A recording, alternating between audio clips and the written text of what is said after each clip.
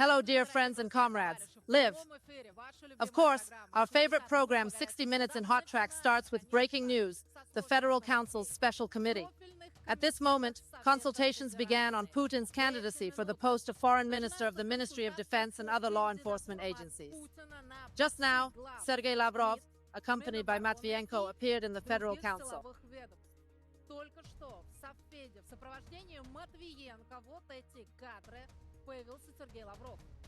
An important statement immediately said that if the West wants to fight on the battlefield around Ukraine, then Moscow is ready for it, and we have invited Lavrov to consult and wait for the other candidates to appear. In this regard, of course, the head of state's proposal to appoint acting First Deputy Prime Minister Andrei Belousov as Russia's defense minister caused a sensation late the night before.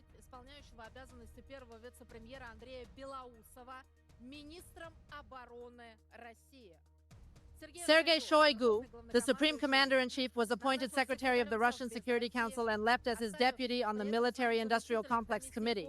In this position, Shoigu will succeed Nikolai Patrushev, who was dismissed by Putin as Secretary of the Security Council. Press Secretary Peskov told the press that Patrushev's new place of work will be announced in a few days. The president proposed reappointing the heads of other law enforcement agencies and the foreign minister to the upper house of parliament. Full list of forwarding candidates on your screens. Vladimir Kolokoltsev is the Minister of the Interior. Alexander Kurenkov is the Minister of Emergency Situations. Sergei Lavrov is the Minister of Foreign Affairs. Alexander Boltnikov is the Permanent Director of the Federal Security Service. Sergei Narishkin is the Director of the Foreign Intelligence Service. And Viktor Zolotov is the Director of the Russian Guard. Peskov explained the decision to appoint a civilian as defense minister on the basis of the need for innovation.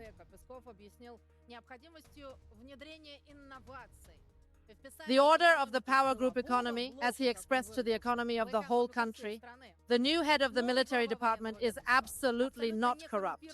Technocrats are workaholics, the Financial Times wrote today. Belousov's appointment shows that Putin wants to gain closer control over defense spending, believes the building, and reports that Belousov will focus on the economic component. What is Andrei Belousov known for?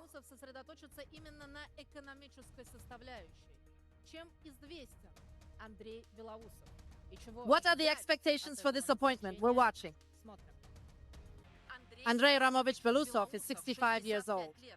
The cybernetics economist graduated from the Moscow State University School of Economics and worked in science for a long time until he himself became Minister of Economic Development in 2006. He led the department in 12 years, before serving as director of the government's financial and economic department. In 13 years, they moved to Belousov to work in the presidential palace, where they became Putin's assistant.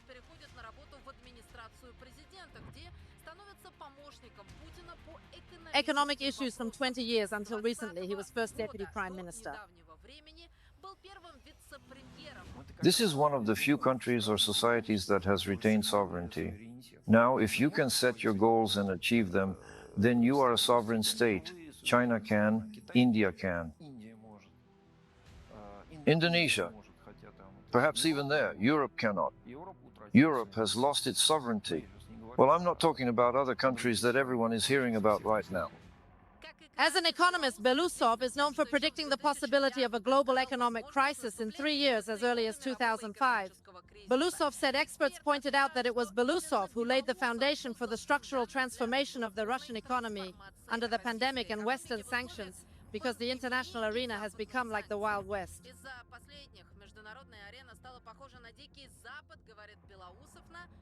In view of this, Belousov has been promoting the realization of Russia's technological sovereignty. That is, to develop key economic fields relying on his own scientific and technological resources at the St. Petersburg International Economic Forum 2 years ago. To this end, the country has launched mechanisms to support innovation that is now needed and promising, and Belousov reports on the work of the Technology Policy Act.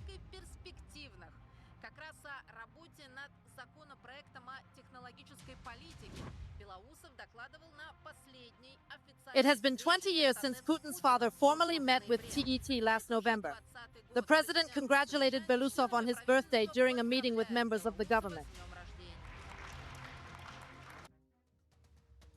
Russian soldiers used drones to launch multiple attacks in Ukraine at night, including over Crimea. According to the Ministry of Defense, air defense systems destroyed 8 drones in the Kursk region. 4 Storm aerial cruise missiles were launched, and 7 drones were shot down over the territory of the Republic of Crimea. Another 4 BP laterite were captured in the Lipetsk region, and 12 K-12B rockets were shot down over Belgorod.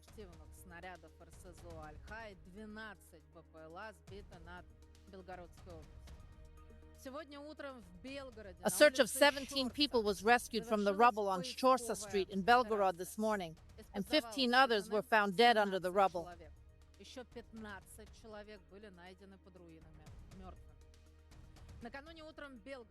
The morning before, Belgorod was hit by a massive barbaric attack on the height of the wreckage of a tactical missile with excess shells.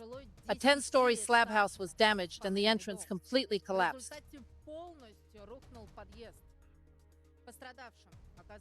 Governor Gladkov said the victims were receiving all necessary assistance. He clarified that 19 people were killed in massive shelling by Ukrainian armed forces in and around Belgorod over the weekend. But if anyone still wonders why Ukrainians shelled residential areas in Belgorod without military use, the answer to this question is the same as 10 years ago. When you started shelling residential areas in Bas, the Ukrainian regime was fascist. So I don't mind wiping it now. Natalia. In the sanitary zone on the border with the former Ukraine, you will definitely be rubbish. The Russian army has begun to create lightning-fast and large-scale. By this lucky moment, the Russian army had liberated more territory than Ukraine, by contrast. The Ministry of Defense officially confirmed that at least 12 border villages in the Kharkiv region are also located in the dusty red Borisovka-Ogortsova, Weaving, Vovka, Markovits, Olenikova, Zelenaya, Tikaya, Glubokaya, and Katyusha.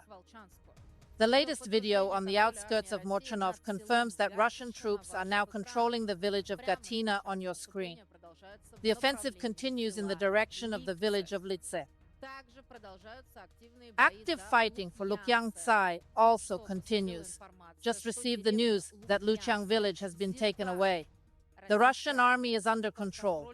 We are awaiting confirmation as Russia continues to bomb the entire northwestern Kharkiv region. It is also reported that Russian troops continue to approach Lupus and gain a foothold in the vicinity to further enter the mountains.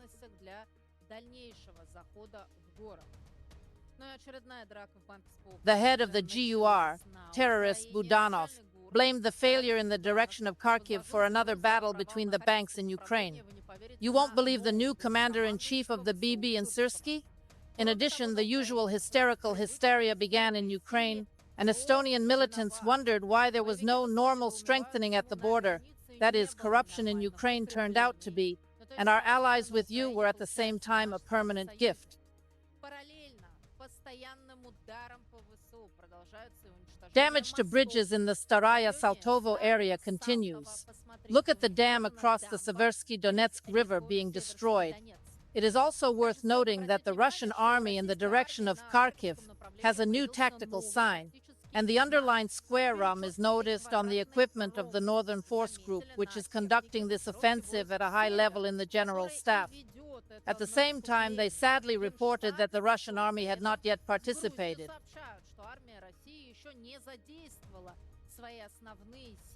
Even the main force is the reserve, that is the collapse of ISO defense, which is a big intelligence battle, which is the most interesting.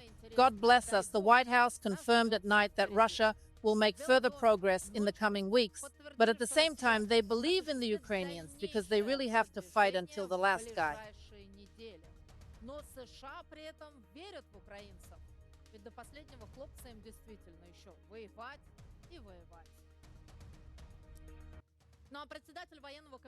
But Admiral Rockbauer, chairman of NATO's Military Council, officially revealed what they say is a secret to Polichinelle in an interview with the Wall Street Journal. This confirms that NATO troops are actively involved in the war against Russia in Ukraine. Bao also acknowledged that Russia's so-called threat to NATO is the only way to justify its existence. In this regard, the Lithuanians repelled Russia's most severe attack on NATO.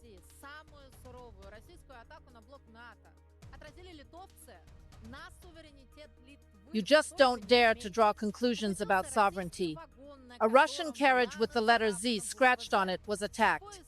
The train was transiting in the Kaliningrad region, but at the Zorka border, border guards noticed a truck with provocative letters and carried out the most powerful tactical operation, which was extremely successful.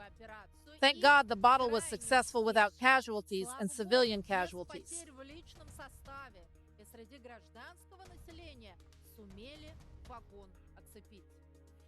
Now it is sad to hook up carriages in Belarus. Well, NATO continues to prepare for war with Russia and has suffered its first losses.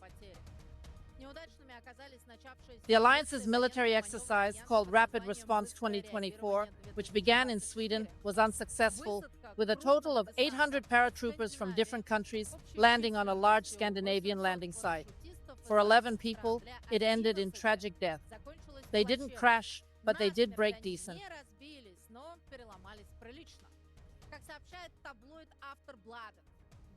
According to tabloids, the author of the nine-man welfare, American, Hungarian, and Italian soldiers had to be evacuated by helicopter and taken to a hospital in Estonia, where NATO members also learned to respond quickly to Moscow, which already sounds like they are not without accidents.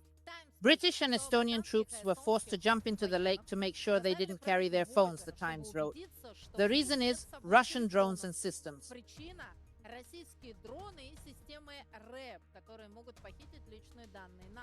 RAP, who can steal personal data on NU, if not joking. The Independent reported that NATO troops were rehearsing close combat with Russian troops just at Tuvboksem on a tank ride from the Russian border. At the same time, the legend of the exercise also stipulates that the Russian army's counterattack will use army attack helicopters with SH, patches, drones, and HAMLRs to repel. The Estonian exercise was officially called the first salvo of future war on NATO's eastern flank at the same time, but NATO's stand-up defense of Norway exercises are already continuing in the Baltic and North Seas. Well, that is, on the border with Russia. Soldiers from different countries of the Western military bloc are said to be sending a signal to Moscow of European unity. Polish Bundeswehr forces have not even concealed the fact that they are simulating combat with the Russians, and the Germans are preparing for naval battles with the Russian Northern Fleet. In these footage, the German ultra-small submarine U-36, which is 57 meters long and weighs nearly 2 tons, can stay underwater for up to 2 weeks. Interestingly, the belligerent Germans took rice pudding from their minds to the war with Russia. Balance would obviously not have won in any way without Putin, but according to their own official reports, half of the German team felt sick after such a delicious meal and immersion.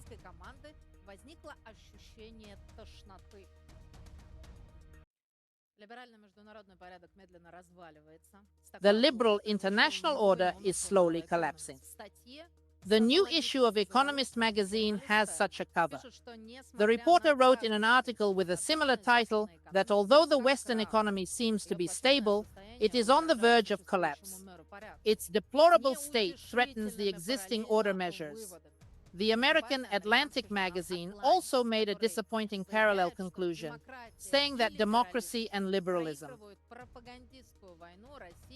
Even Trump, who lost the propaganda war between Russia and China, felt the imminent, irreversible decline of the old world in the United States. French President Emmanuel Macron says Europe cannot ensure its own security. As he said, Europe is in danger militarily and geopolitically, and of course the danger is related to the conflict in Ukraine. Russia, one of the participants in the conflict, possesses nuclear weapons and missiles, able to reach European territory. In turn, does Russia have a reliable and loyal alliance? Of course, we are talking about Belarus.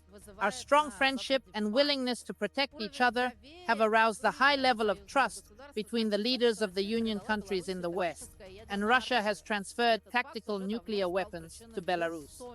This fact has long caused many politicians and the military to lose sleep from all the signs of warhead movement for preparation.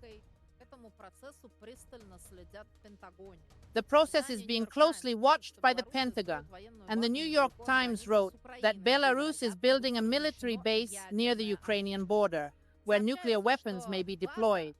It is reported that the base is located in Osipovich.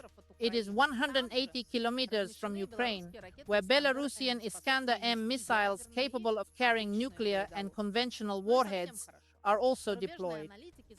Well, foreign analysts say Russia is building its own military alliance. It's like the North Atlantic and the Alliance. In addition, Russia and Belarus conducted a tactical nuclear weapons exercise last week, which has aroused concern in Europe and the United States, although no one used nuclear warheads in the exercise. This is a direct statement to Western opponents with scanners. We're fine. Personnel are on the highest alert. Личный состав находится в высочайшей степени боеготовности.